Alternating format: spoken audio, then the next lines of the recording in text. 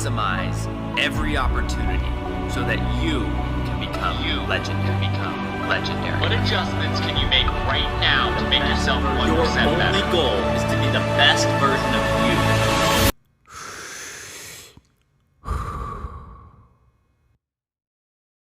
Roland, welcome to Becoming Legendary, man. How are you today? Fantastic. Thank you so very much for having me on. How are you guys? Yeah, super good. Good, super man. excited to connect with you. Yeah. Thank you for the patience. I know it's been difficult connecting, but glad we made it happen. Yeah, it's Glad you're feeling better, man. Heck yeah. Yeah, you were dealing with some pretty significant illness. Yeah, just wasn't well for a couple of weeks, but fought on through it, and am here, healthier, and ideally stronger than I was before. So all is good. Yeah. Back ready to roll. That's it. Can I just open the floor to you to just kind of describe who you are to our audience and anybody who might not know exactly who you are? Who I am? Oh man, that's a question. We could be here for a while, but That's what I love. where I'm born and raised in South Africa, lived there until I was 18. I came to the US on a swimming scholarship. I was down in Tucson at the University of Arizona, swam for them. I lived down in Tucson for 10 years. After that, I moved back to South Africa for a period of time to be with family. I moved to Europe, to the south of France, to Marseille for a period of time, moved back to South Africa again. And then in 2011, just had the opportunity to move back to the US to swim with a coach that I had swam with in college, and who got the head coaching position at the University of Arizona, or at Phoenix Swim Club, actually. Stand corrected. But the agreement with him was, you get the job, I'll come swim for you. And he got the job, and I came across to Phoenix, and I've been in Phoenix since 2011. So my background, really, I started swimming kind of late, 15. I'd always been athletic. So my profession was as a professional athlete or professional swimmer. And now just sort of invested in my growth and my development, and what that looks like. Yeah. So correct me if I'm wrong, but you are a 4-time Olympic athlete. Is that true? That's it. 4 times as an athlete and once as a coach. That's a pretty rad resume right there. Yeah, so that's pretty cool. Right there. Mic drop. Yeah, I was gonna say, but we're done now. We're done? Awesome. Thanks, guys. That was great. See you later. So as you turn a page into personal development, where are you headed? Where is this path? Where's this new path that you've found focus upon? Where do you want it to take you? Yeah, I mean, I think it's one of those things that you don't know what you don't know. So I don't know where it's going to take me. All I know is that, I was deeply unhappy with who I was as a human being, and just wasn't feeling satisfied. And I, didn't find that glory and sense of self-achievement or accomplishment through swimming and winning and that whole thing. But, going past that and sort of becoming removed from swimming, kind of dealing with my identity, sort of to the tail end of my career, feeling a loss of self, feeling a loss of identity, not knowing who I was. And I think that sort of precipitated the idea of like, who am I? I thought my identity was being a swimmer. It's clearly not, because that has to end. So who really am I? Yeah. So I think that's really been the genesis of it, and a continuation of figuring it out, living with a greater level of awareness now than I did at that point in time. What it's going to look like in the future, I don't know, which is the cool thing. I think I'm open to the possibility of things happening. So it's, for me, it's just living in this moment right now, trying to do the best I can with the tools in which I have at this point in time, knowing and living with the possibility that anything is, I'm capable of anything tomorrow. Post swimming, what kind of tools or practices have allowed you to deepen the awareness of who you are? Like, have those practices changed since post swimming, or what? Just curious as to what allows you to further explore your identity. Yeah, I think as an athlete, or for me, just growing up, there was I had to achieve things. I had to for me, it's like I had to be better. Continuation of I have to be better. I have to be better. And I think that just boils down to certain moments in my childhood where I felt like I needed to be better than I was in order to be seen and heard, whatever it could be. But for me, that was really, I had a point to prove, and I did so by really being my own worst enemy. I'd beat myself up, call myself a effing pussy, whatever it is, and it served its merits in many ways. I think for a lot of professional athletes, a lot of businessmen, any successful people, we have a need to put ourselves into a corner and then be able to fight our way out. And for me, that was great when I was competing as an athlete. But when that went to, being myself and dealing with, anything that made me human, you do something dumb and you're like, you effing pussy. It's like, well, no, I mean, that doesn't quite really serve a purpose at this point in time. So it's been an evolution of my train of thought. For me now, it's about love and acceptance. Can I love and accept myself for who I am right in this very, very minute, whether I'm making errors, whether people around me love me or not? Can I just sit? Can I just be? So it's been beautiful to be able to recognize that in myself, to be able to sit back and say, okay, well, this is where I believed I needed work and growth and maturity, and be able to look back at it now, 1 week, 1 year, 1 month, 5 years later, and say, okay, well, I'm happy with the progress I'm making. So the end of an athletic career is a pretty shocking experience, right? It's you kind of go from a stage and a platform, and then all of a sudden one day you're just pushed into more or less obscurity, right? You become this normal mortal citizen once again. And I think that's a very fascinating experience to go through. And I think there's a couple of ways that you can come out of that. And the way that you've come out of that, which is like to push into humanizing yourself and to allow that vulnerability into the space is the right path, right? It's the other path is very destructive. So when you got to the point, the realization that, okay, this is the last one, right? It's like, I'm done being a professional athlete. Can you give me kind of the mindset that you were in at that moment?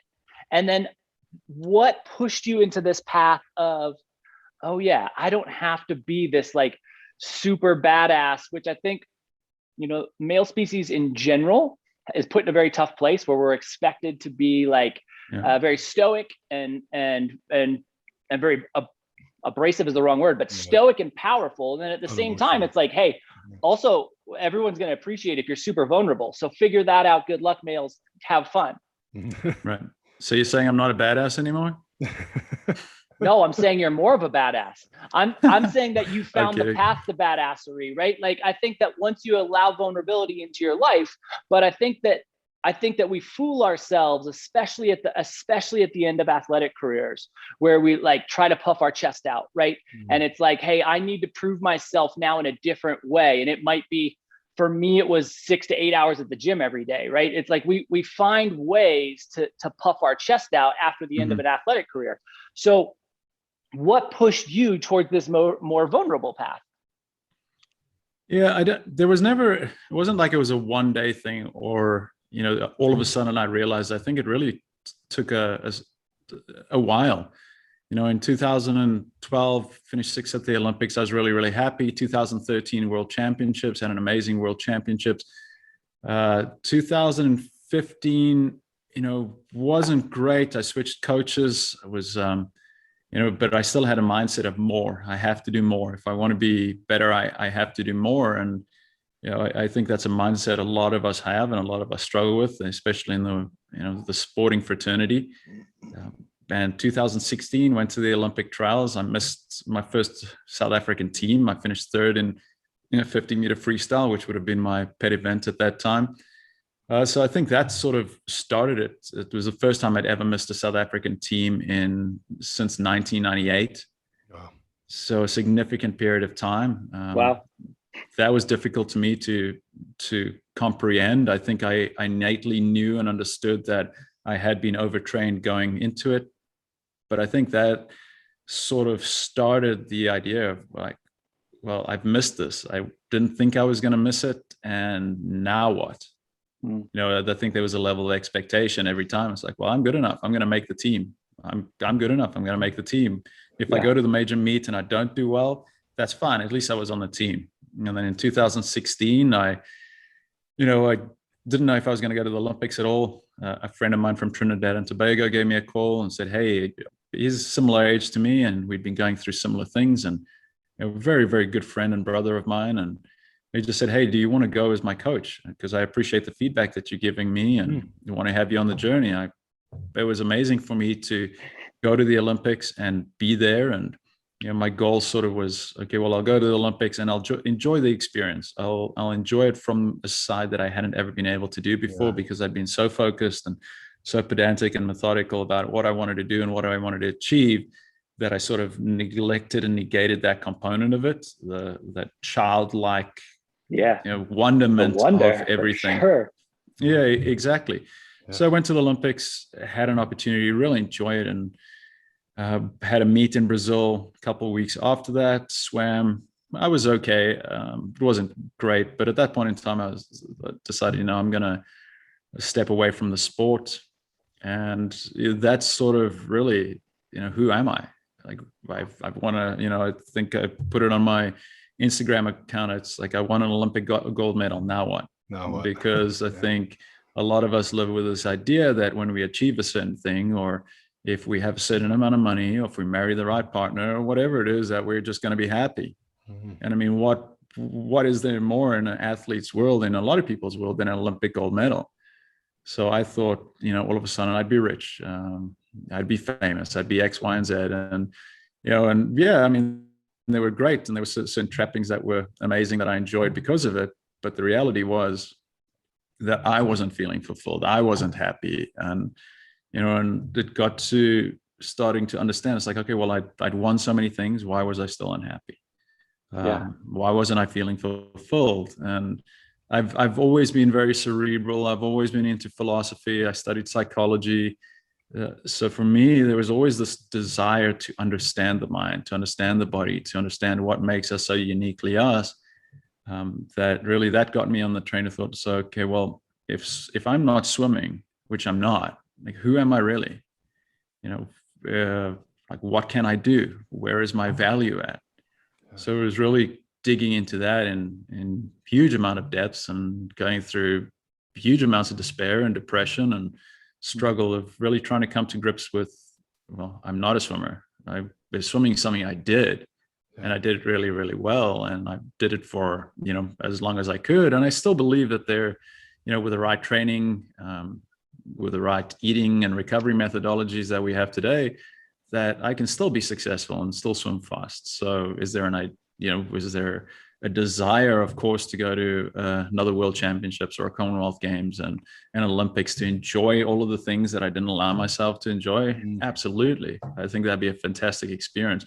Is my identity at this point in my life hinged or surrounded by that? No. And I think that is something that I would enjoy to do, something that I would commit to doing and wanting to do, not because I felt the need or an encumbrance to, in fact, do. So that's really how it all started. It's really since 2016 up to now. So, 6 odd years that really been committed to really focusing on who I am, what I am, where my value lies, and that's still going on. Yeah. It sounds like to me that you've really been on a journey to find homeostasis, right? Balance. You were so far tilted in that competitive sort of drive to be the best, and you achieved all those things. So it's like, and in speaking with you several times, personally at the Wim Hof workshop that Michael did, and then at the grand opening, and a few other times that we've spoken, I can sense there's and this is what has really drawn me to you, Roland, is you have a very spiritual energy about you that speaks to something far greater than any of your accolades could ever reach. So I wanted to dive in a little bit deeper into your own spiritual practice, like where you find that connection to spirituality, and whether or not that is something that that you've cultivated later on in your life, or have you always sort of had that draw to something higher and greater than us? Or Yeah, good question. And it's, yeah, finding balance is really something that's been a prerogative for me. And because like you say, we're so awfully skewed the other way. And I think it's just all part of the hero's journey. You know, for me, it's like, put me here, give me the hardest, most difficult things you can throw at me, because I know I'm going to get through it. You know, and I think early on in life, I was like, oh man, this is too much. I just can't deal with it anymore. And then you deal with it and you figure out, and it's like, I see the value in this lesson. I see where this took me. I saw the purpose for this. And it's very, very difficult to see that in the very, very moment. I know all of us, you know, whether it's a breakup or whatever it is, and then a year later, you're like, oh man, thank God I'm not with that person anymore. Imagine how awful that would have been. But in that very, very moment, you know, it seems like we're never, ever going to get through it. And our world is absolutely crushed, which it is in that very minute. But as for my spiritual growth and how I connect, it's, you know, like as a kid, we were Methodist. I went to a Catholic school. Religion was very much forced upon us, not by my parents really, but sort of society. South Africa is very, very religious society, which is not a bad thing. I think religion is actually a beautiful thing. For me, you know, I started questioning. I was like, well, if heaven is a place that I go when I die, if the happiest I am ever going to be is when I'm dead, man, that doesn't bode well for my very existence here, you know? So I've got exactly right. however many years I'm going to be on this earth, and that's going to be the most miserable I ever am. Yeah. That just doesn't make sense to me. And, you know, I think I've always, like I said, always been philosophically inclined. I have and had a deep love for Eastern philosophy and spirituality. And there were so many questions. I was like, well, if you were Catholic and you murdered people that didn't believe things, or if you were, whatever it is, all the great wars that have been fought in the name of religion. It's like, man, if you believe in a God that's omnipotent and all loving and all caring, but you have to commit mass genocide and kill all these people, it's like, well, I don't know about that God. Yeah, you know, and it's so it's just, you know, it's like, and what makes one God better than the other God? I think it's the viewpoint, our belief system. So I heard this beautiful quote years ago. It said, God created us in his image, yet we create God in our image. So we create this image of what God is and who it is and what it is. But the reality is, in this brain, we cannot comprehend the magnitude of what God is, what God isn't. So I think it was that was really, you know, a driving force to me to understand that for me, it really is a spiritual journey. It's about understanding that the power of God is within me. If he created me in his image, I surely have all the blessings, all the strength, all the beauty of what he is, he or she or it is, and trying to live in alignment with that. It's how do I want to treat other people? How do I want to be treated? You know, and it's just, there's so many beautiful religious principles on ways to live life, whether or not it's, Buddhism, Christianity, Islam. I think they're fundamentals that all of us can adopt to the way we live and treat other people. And I certainly try my very, very best. And it's been an evolution of who I am to getting to this point. But for me, yes, spirituality is just trying to be balanced, trying to love myself, you know, unconditionally. Because if I can't love myself unconditionally, how do I expect anybody else around me to love me unconditionally? So that's kind of where I'm at on this growth. I mean, there's obviously far more to it, but I think those are the main points right in this minute. Yeah, that's a beautiful answer, man. Has the way that you speak to yourself internally shifted or changed as you've kind of pushed further down this path? Yeah, for sure. So I think the voice in my head was, when I was a kid, my mom dated a guy that was just severely abusive, physically, emotionally. So he'd beat us up. I mean, he beat me up several times. And so I think the voice in my head came from him. So it was really at a transformative period in my life. My mom and dad had got divorced when I was 6.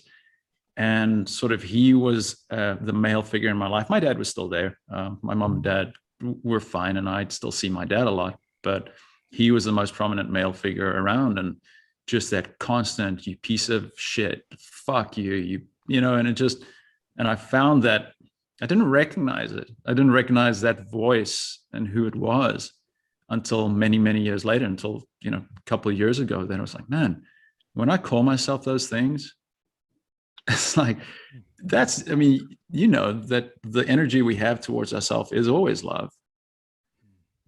But when there's a negative voice, there's a negative energy, where is it coming from? So I think my awareness has gotten a lot better at recognizing, okay, well, if I'm saying something negative to myself, that's not really my voice. I mean, it's the voice inside my head, if you know what I mean, but it's not really what I would be saying to myself. It's based on someone who I conditioned myself to believe. So listening to that voice now and not reacting to it, you know, I think, you know, having a label, you know, it's just like that voice in my head is, you know, whatever my nickname was, or, you know, and I would do that. I just call whenever that voice would come up, I'd be like, you know, that's a scared child.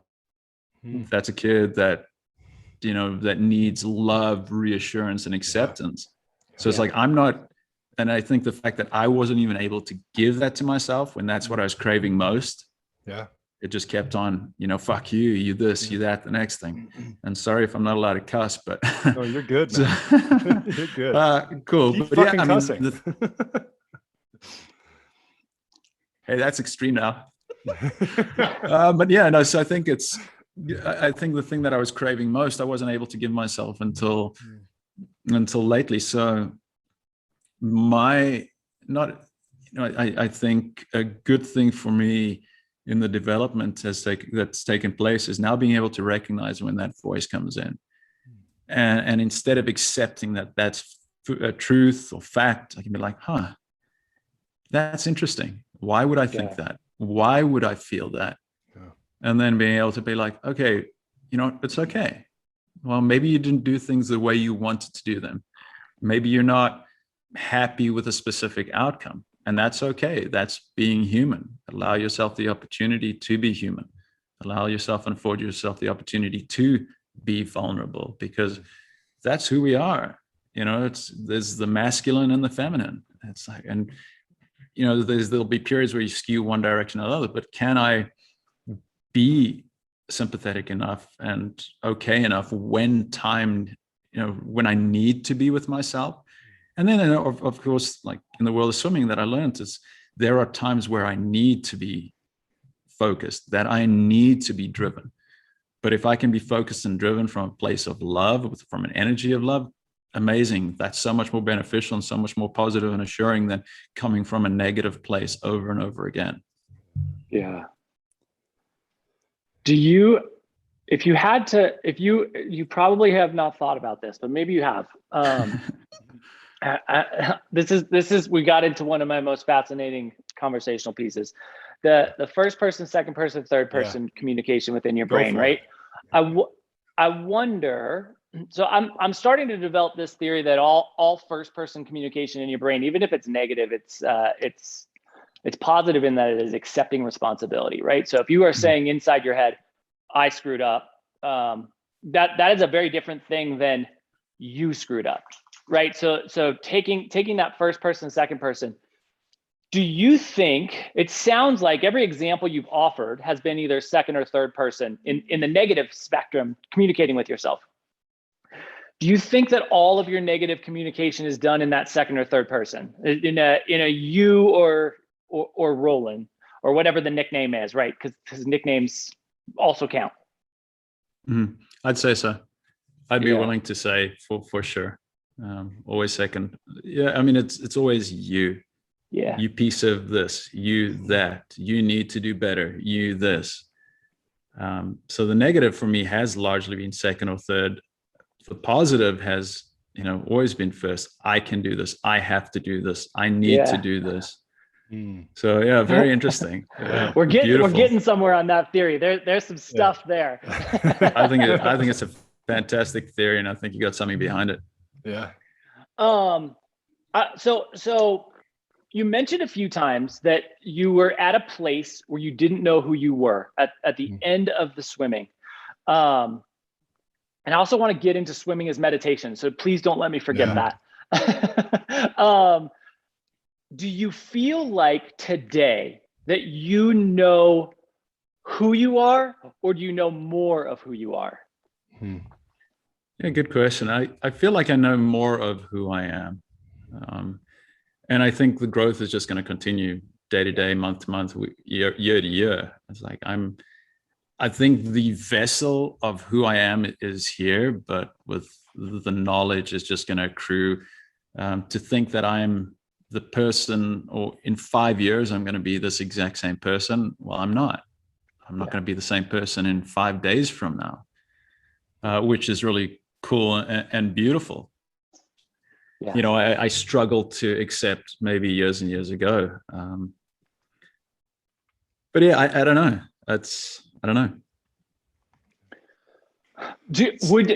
If you're headed down this path, and you haven't called it enlightenment, but if we use the path and we describe it as enlightenment, for just to create a generalized kind of terminology that people will have an understanding of, do you think that the end of that path is a full realization of who you are, or is it a full realization of way more than that?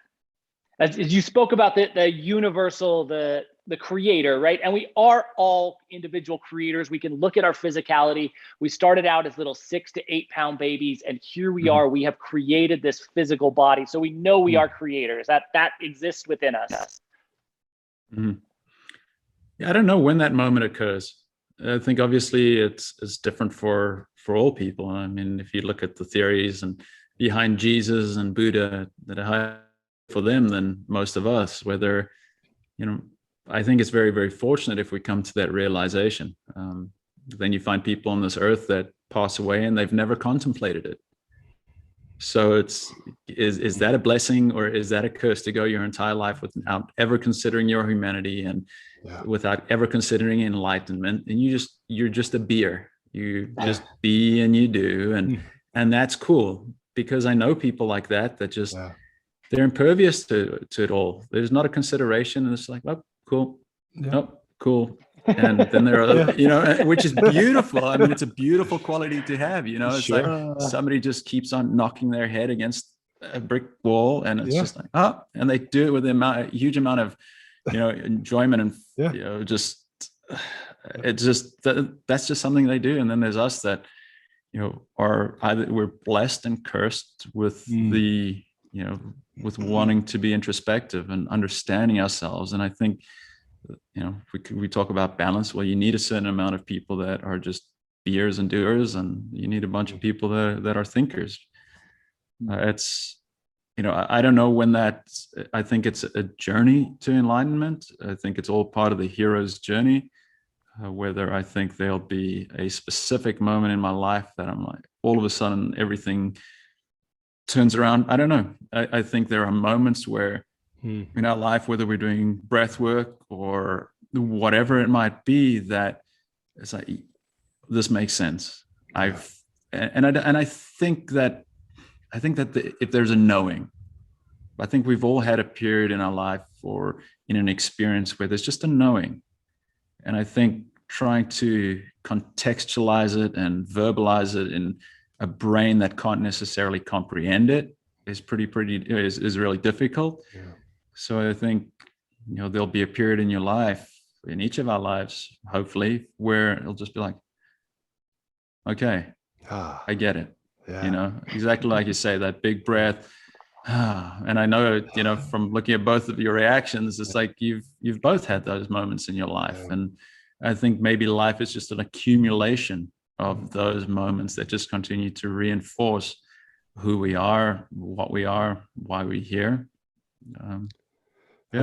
I think there's also some some room there to expand just a little bit. Like for me, it's how can I work in practices and thought patterns and activities that create those moments and stretch them out, like just little bit by little bit. And I think over the course of my life, and I played professional golf for a little bit, and I played college golf, competitive golf for a number of years. And I would find those moments of bliss in the sport. But they were fleeting. They were fleeting moments, right? So the practices that I now have instilled, like breath work and meditation and yoga and movement and conversations like we're having right now, those practices are really an extension of what enlightenment could be one day for me. I believe is that I'm just doing things and trying to put myself in a place where I can lengthen those moments. So this is going to lead me into another question that Patrick kind of tabled there a little bit earlier. How swimming and movement, right, can be a form of meditation. And when you were competing, did you find that peace and stillness in the pool, or were you so focused and driven on results based, right? Where that wasn't captured? Yeah, I think anything you do can be meditative depending on your intention. So for me, it's like I've gone out and done ocean swims that, I did a 5-kilometer ocean swim where the idea was just swim, and I afforded myself the opportunity and the luxury just to be there in that minute. And in that moment, it does become very meditative. And there have been other times where there, body surfing or just swimming easy, that it does very much become so. But for me, the intention, for the vast majority of it was, there was always a focus point. There was always, this is either technique driven, or this is speed based, or energy system specific. For me, there is a purpose. There's an intention, and I think that's part of what made me really, really good in sport, is because I continued to focus on areas that I needed work, development, growth. There was always intention. There was always purpose. I didn't want to unnecessarily waste time in swimming, they call it garbage yardage, or, garbage time, where I just swam for the sake of swimming. There were certain points in a workout where you'd go some easy swimming. So for me, that wouldn't be a focus point, but that was more about recovery and catching your breath back. But I've really found, in racing, that I found, like you said, in golf, that you have those moments of flow. So I think that's why I loved racing so much. It was just a question of, like, now I can step up. I'm going to race as fast as I can, try and get from point A to point B as quick as I can. And that's it. And there was a certain amount of flow in there. And that could have been meditative, but I believe that anything we do can be meditative. It really depends on what our intentions are. Is our intention to be super, super focused? Because I can go and do a 60-minute hot yoga session where I'm just focused on my form and maintaining everything perfectly, and I'm dripping sweat, and that's not going to be truly meditative, but I can go out and I can run, and I can just run for 30 minutes, and I can just get stuck with a song in my head or through my AirPods, and I can just be. And I think you say it beautifully in terms of, can I find more moments like that, and then be able to extend those moments for longer and longer. Love that. So yeah, go ahead.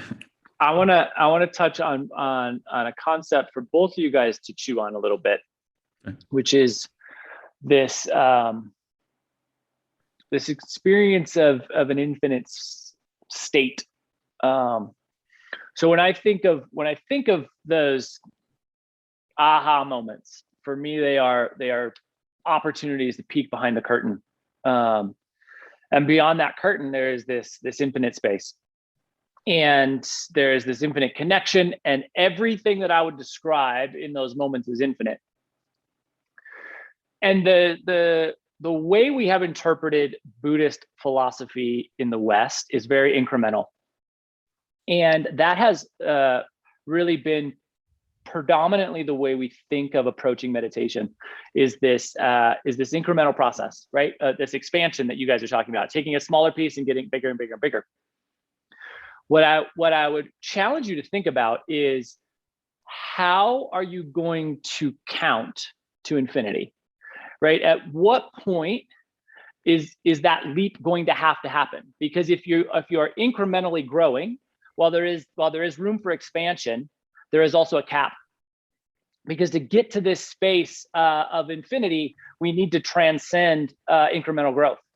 So when you're thinking about these paths and how you're working to get there, I always really deeply encourage people to look beyond the incremental expansion and see what happens if you just completely let go. Because sometimes that's all it takes, right? It's not I need to do more, which is so freaking common even in meditation, right? It's like I just got to do more. But sometimes it's just I don't need to do anything.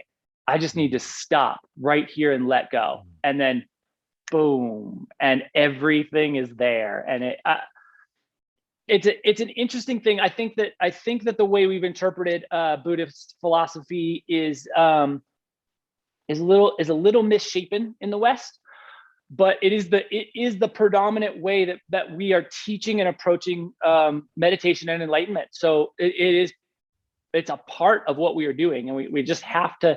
I just always like to challenge people to think about how you're going to get to infinity, because I think that's where if you're trying to get there, I think that's where you're trying to get. And I don't think everybody's trying to get there, but if you are, I think that's where we're trying to get. I think if you're an adult, you'd say 1, 2, 3, 4, and you'd attempt it, but when you look at a way a kid might react to that, it'd be like 1, 2, infinity. You see, I did it. That's exactly right. So it's can we approach things with? Yeah, I agree with what you're saying. I think kids also think back to how much joy you could find in like a rock or a stick as a kid, though, right? It's like 1, 2, pure joy because I found a rock and a stick and I can hit this rock with a stick. And that's all you need as a little kid. It's like 1, 2, infinity is the way to go. Right.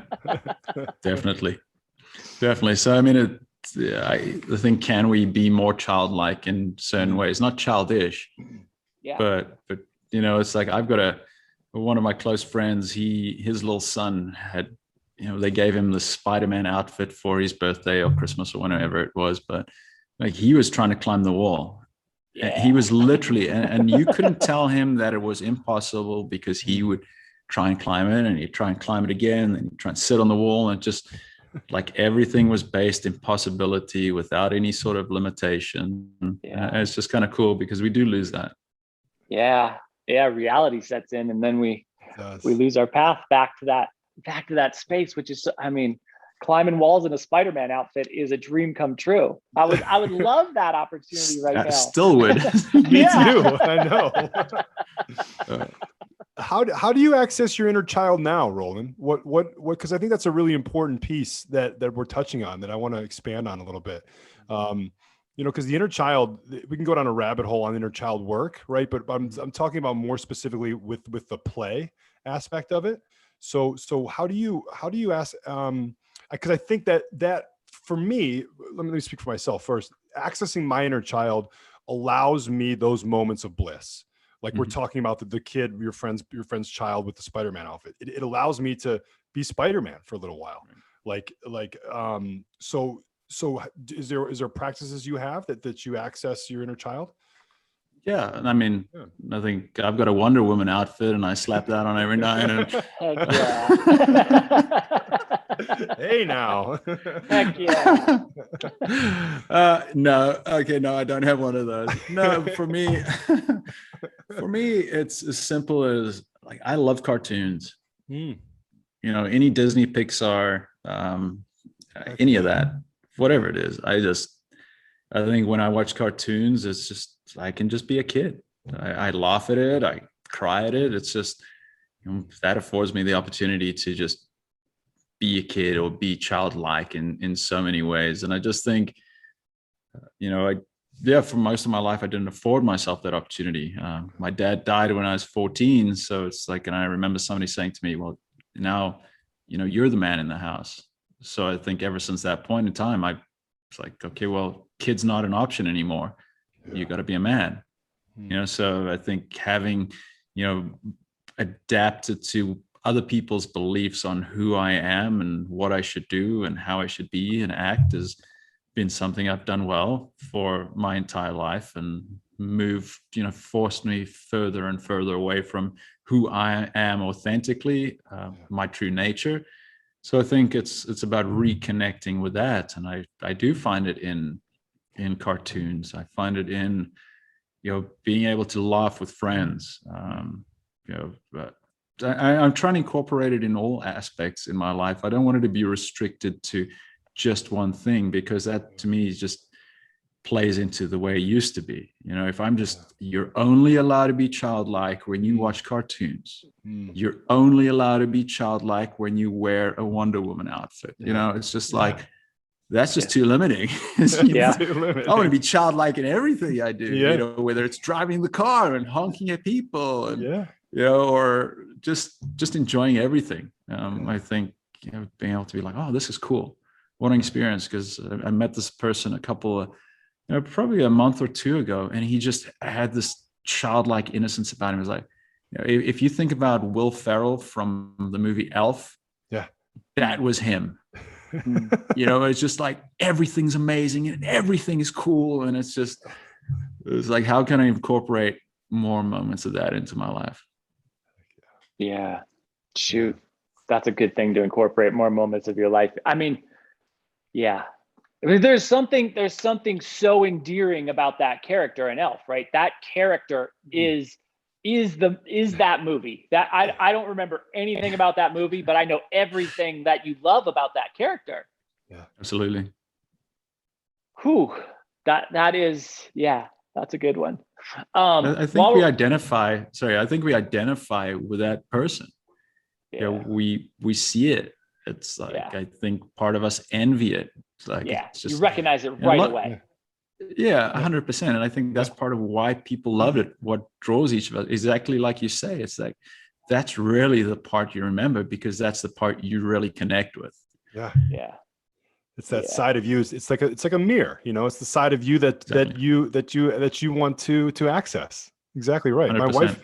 My wife and I watched that. We have that on DVR, and we watched that December like once or twice a week, man. It doesn't get old. Yeah, exactly.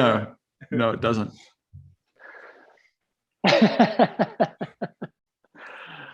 Okay, so to steer back, to tune back in to this inner working space, I want to ask you a question that I'm asking everybody, and I want to allow a little bit more opportunity for this. So, number one, do you have a traditional meditative practice? Meditation was something that I would do a lot of, or try and do a lot of. For me, it's once again, whatever I do on a daily basis, I'm trying to have that be meditative. I'm trying to be there in that moment, because I'm very, very guilty of, okay, well, I've got the laptop on and I'm working, and I've got the TV on and that's just background noise. And then I've got my cell phone and I'll check that every now and then I'll stand up and it's just moving, there are too many moving parts.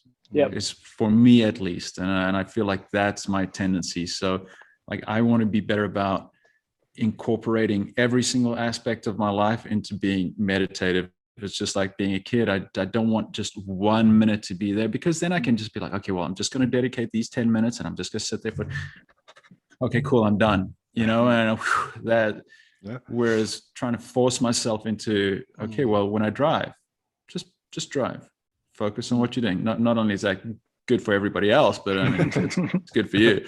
It's like when I'm reading, it's like, I love being on an airplane and reading, because all I have to do, all I choose to do in that very minute is read. It's like I can't get up and walk around for any length unless I really want to go to the bathroom. I mean, maybe there's a air marshal that sees me walking around too often and doesn't like the looks of that, but so it's just like, even it's just everything I'm trying to do. I don't do it well for the vast majority of the time, but I'm trying to be better about everything being meditative, just really focusing on what I'm doing in that very, very minute. Are there any principles, tools, or tweaks that you find yourself constantly going back to realign yourself into a more present space? Yeah, breath work, without a doubt. For me, the breath. And when I have meditated, it's just been about trying to reconnect with my breath, about the only thing that I really have control over in that minute. So whatever my journeys have been, it's just like, okay, we'll reconnect with the breath. So in the morning, pranayama, whether it's Wim Hof, whatever it might be, just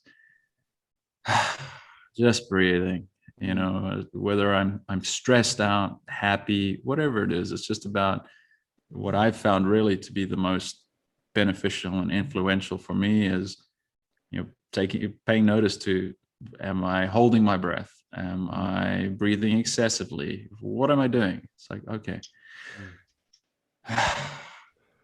deep breath, calm my state down, and that's that really has worked in large part for me.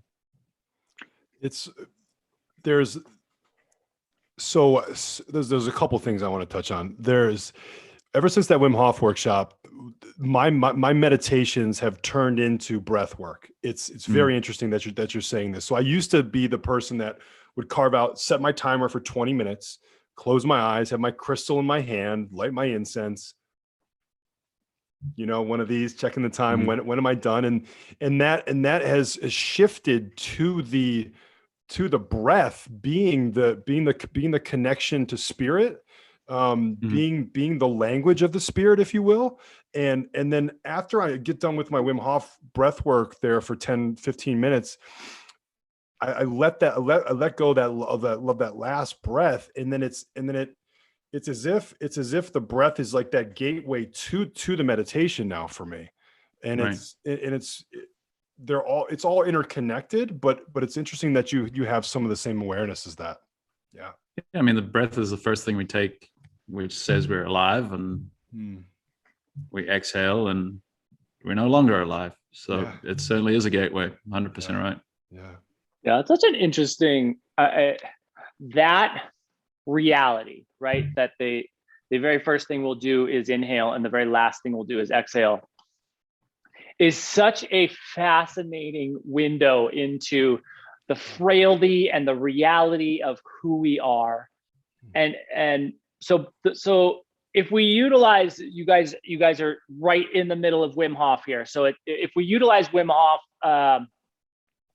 and you take this oxygen increasing, the second cycle where we increase oxygen in the blood, right? There's generally a moment of clarity afterwards where we can sit in a space where we're not sitting there with our eyes closed thinking, and there's something else going on. So I think what I'm trying to do, I'm really trying to differentiate the experience that people have internally once they transcend seated eyes closed thinking and put themselves into a space of connecting with some type of a creator, connecting to something bigger than the experience that they thought might have been available. And I think Wim Hof offers a pretty nice pathway into that time afterwards. Is just the opportunity is wonderful. So in that post Wim Hof breath time frame, that 10, 15 minutes to an hour, whatever the clarity stays with you, is there anything that you can identify that's going on internally? Or is there any experience that you can describe to help people who maybe have never been beyond eyes closed thinking in a meditative space to transcend so that there's just a little hint or a little thread to help people blast off beyond that space? Brian, go for it. I've already answered this one, man. This is all you. I don't think you actually have, Brian. I don't think we talked about it, but we never did this. Damn it. So let me give my explanation, because I touched on it earlier and I don't think I've ever talked about it. But for me, I use some specific Kriyas. The Kriyas opened up this pathway 100% of the time, where there's a curtain, and I describe it as a curtain because it's very permeable. I can shift back and forth. So I can go into this infinite space, and I can connect with things that are just beyond my ability to comprehend. But then I can also pull myself back and be like back in this reality. And I can hear things that are going on in this reality. And I can allow this reality to be a place. And then I can make a conscious decision. Okay, I'm ready. I'm going back in. So for me, there's like a curtain, a very permeable curtain that I have found a doorway into, and the doorway hasn't closed yet. Every time I try to access it, it's there. Certainly, the more frequently I access it, the easier it is to find. And that is a very, very interesting thing. There's definitely a practice component to this. Yeah. But I also think that for most paths, Wim Hof is a very interesting, an interesting procedural component, right? Because he's not really talking, especially if you look at Wim Hof before his son got involved, right? He's not really talking about enlightenment. He's talking about like revitalization of the physical being, of the body that we are living within. And then utilizing that revitalization to just feel electric and alive. And I think that feeling electric and alive is also a pathway into this infinite space, because I venture to guess, both of you, and maybe I'm wrong about this, I make assumptions that I'm always wrong, but there's likely a time when as little children, you felt amazing, just physically amazing about everything. And then as you start to feel those like physical pulls, right, as the musculature around the sternum starts to tack down a little bit because we haven't mobilized the breastplate, we start to experience discomfort, and discomfort makes us feel different. But if you can get to that place where your body just feels electric and alive, you now are at a precipice of being able to do things that you can't do if you physically feel miserable, or if you physically feel energetically depleted. So maybe it's just, hey, when I am here, like I feel the tingling sensation that comes with Wim Hof, right? Like my body pulses with energy that I can't describe. And I think that's a pretty common Wim Hof experience. Did it happen? Did that experience happen for either of you? Is that a real thing? Yeah, I think there are a couple of things to unpack there. It's just like, so, I mean, some people just, that's why some people turn to drugs, because absolutely, without a doubt. The disconnect. For sure. Disconnect from my thinking, from who I am, from my reality in that very minute, whether my reality is good or bad. And I'm in bliss. I see heaven. I find my creator. Yes. It's like, okay. Yes. And that's one way to do it. It's certainly not the best way to do it, but that's a component. And if somebody feels that need, then who am I to say no? Some people use medicines, and that's their ability, or it reveals to them the areas in their life that need growth, or it affords them the opportunity in that very, very minute to be connected with themselves. I think just when you're connected with yourself on the most intimate and basic level, then you're connected to source. Going back to, the power of God is within each of us. You're just reconnecting with who you are at the very basic level. At least that's the way I see it. So, in terms of, where you are with your practice, I think you're light years ahead of me. And I think, when you said it's the more you do it, the better you get at it, or the easier it is to, get that curtain to move away. And I just think about riding a bike.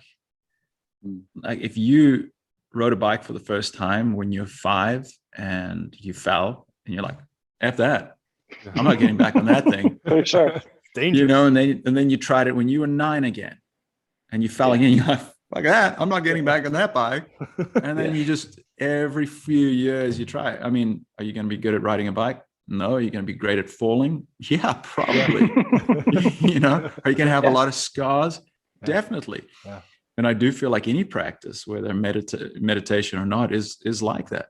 It's like being able to, you know, just go through the motions initially. You know, whatever it is we've done, you know, there is a period of learning. There is a period of frustration and getting to the point where this isn't going to work for me, I don't think. And then all of a sudden, boom, you get it. Doesn't matter. You know, whatever we do in life. And I do, in my opinion, think meditation is very similar. The more you try and connect with yourself, the better you get at connecting with yourself. But a lot of us, you know, me included, Brian, you know, you said it yourself, you're sitting there for 10, 15 minutes, hasn't happened yet. And it's like, well, I could spend 10 minutes meditating or 10 minutes checking Instagram, which is more rewarding. Instagram, sign me up, baby. You know, and it's just, I think if we look at the process, you know, and focus on that process of, okay, well, today it might be great, tomorrow it might not be, but I'm committed. I choose to do this, you know, and giving ourselves a period of time. So, do I know what that feels like? Probably not quite as much as, you know, as you do, Patrick. But it's, you know, I think through breath work, definitely you get to that point where you connect with your body instead of connecting with the mind over and over and over again. And when you connect with the body on that level, you know, when you've given yourself 10, 15 minutes to just do, you know, I guess just connect with yourself, it does wonders.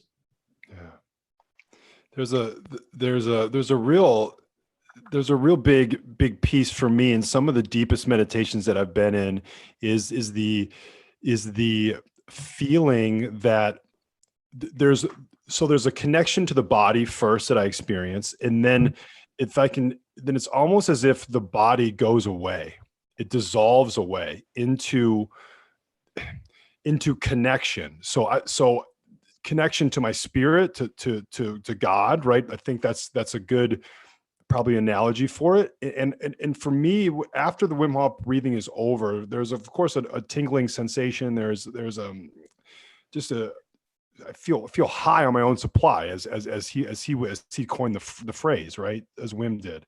And then there's, for me, the next few breaths are on the exhale specifically are simply trying to let it go, to let everything go, to let the feeling of my body go, to let the breath go, and to almost to like if you were standing on the edge of a pool and you turn around and you do one of those trust falls into the pool. It was almost as if like the pool could be like all of consciousness in and of itself, and I'm just trying to let go into the pool. And then I'll be falling halfway, and the mind will kick in, and I'll say, no, let go. So it's just like this, it's like this teeter-tottering effect. And I'm not sure if I've ever landed in the pool yet, but I'm certainly like teetering there, if that makes sense. Like it's and like you said, it's a practice. So every time that I can sit and am afforded the opportunity to wake up another day brings so much joy to me, because I get to try all these things every morning. I get to try my breath out again. I get to try the stillness piece. I get to try to fall in the pool, you know, and whether or not I make it into the pool is really not the point. The point is the practice. The point is the journey, right? Not the destination. I know everyone says that. It's always this phrase that we use now. But if you can really rely on the procedure, the steps, like that is the blissful part for me. Mm-hmm. I think an interesting thing that I've contemplated is, you know, by virtue of being human, we're always connected. You know, so to find a time to reconnect, well, that sort of suggests that we're not connected. You know, so for me, in my opinion of being connected, we're always connected. It's finding moments where we strip away everything that we're not. The thinking, the technology, the people, the beliefs that we've been conditioned to think and accept, and stripping all of that away and being ourselves for that moment, for those moments. Because I just, at a point I was like, man, if it's like heaven, if we are finding space to be, or find a connection or be connected again, man, that's just the rest of us. That means we just spend the most of our time disconnected. Now, I know it may seem that way, and the things that we do may in fact be disconnected, but if we're spiritual beings, surely we're always connected to source. If we're not spiritual beings, okay, then maybe, then maybe we're disconnected and finding a way to connect to something, ourselves or something else, whatever it might be. But for me, the idea has always been like, well, not always, but really lately, how can I strip away all the things that I'm not and really be more authentically me in that very minute, because then I know I'm connected. Yeah. Thanks for that awareness, man. That gave me like butterflies. That's super rad. Yeah. That's not the burrito you had earlier. Yeah. No, and not in the Wonder Woman costume way either. Okay. Okay, good. Okay. We had to turn that one around on you.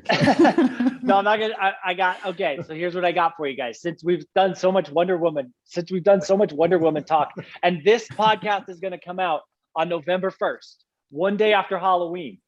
So what are we dressing up as? Oh, I can't do Wonder Woman again. I mean, I keep doing that.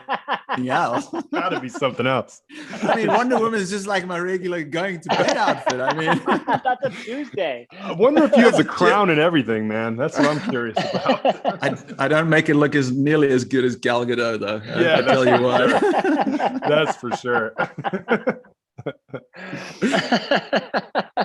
I don't know. Halloween, man.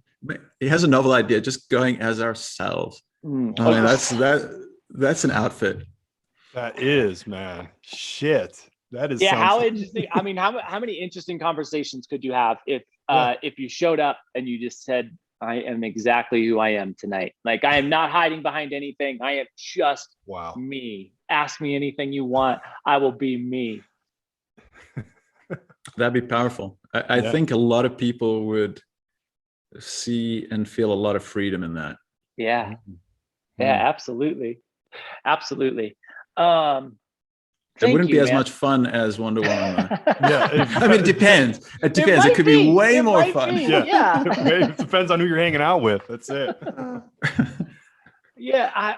That is a really fascinating, I mean, Halloween, it is this opportunity to hide, right? Like, we are literally saying, hey, we are going to put on a mask and we're going to go do the things that we want to do all the time, but we're going to do them behind this thing. So you don't really know who I am, so I can do whatever I want. It is a really interesting analogy that I hadn't thought of at all, that you just summed up so beautifully there. Is that, this Halloween, go as yourself and be authentically you. And be the socially inept being that you really are, and get stuck at a party where you know no one, and introduce yourself to people, and freaking that sounds like a good time. I mean, why do girls, I mean, obviously not a generalization, people dress up on Halloween and they act slutty, get wasted and do everything. Why? Because they're wearing a mask. It's the day where you're allowed to do it. For sure. Exactly. So can you do that without the mask? No, most people can't, because they fear judgment. I can do all of this because I have a mask on. Nobody's going to judge me because it's Halloween. I have a day and I have an outfit, and this is just expected from today to be myself. Expected. Yeah. It's just beautiful point. Yeah. Yeah. Oh, thank you, man. This was a really, really fun opportunity. I cannot thank you enough. I've appreciated the heck out of this. Oh, amazing. Thank you so very much for having me. And I appreciate your, the fact that it's taken this long and you guys just being okay with it. And I'm glad we made it happen. Yeah. eventually. Yeah. So I For- appreciate the consideration. Yeah, Yeah, for sure, thank brother. you, man. Brian, any final thoughts? Yeah, I just want to echo Patrick's thoughts, Roland. You know, we always talked with a bunch of stuff going on around us. It's just really nice to like carve out this time to connect on a deeper level, man. I knew I liked you from the moment we said hello, and it's just it's been a joy, man. I appreciate you so much. I appreciate that. Thank you very much. It's just giving me the platform, just an opportunity to speak to you guys, get to know you better is really cool. Being able to connect with others that are like-minded and just are committed to growth and development and sharing our messages. I think so many of us are scared to share because we don't want to be judged. And I was of that opinion. Like, I cannot be seen as weak. Don't be seen as weak. You're an elite athlete. Don't show your emotions. Don't. Whatever you do, don't be human. Yeah. Yeah. I was like, Exactly. so, can we just find more people that we can be authentically ourselves with is really such a blessing in times like these. So I appreciate you guys having me on. These conversations only give other people the opportunity to show their best, to be their highest and their best. Gives them permission. So thanks for being a part of that, man. Appreciate you. You're so very welcome. Thanks, guys. Have a great one out there, and we'll see you and chat to you soon. You too. Thank you. See you, Roland. Cheers. Bye. Bye.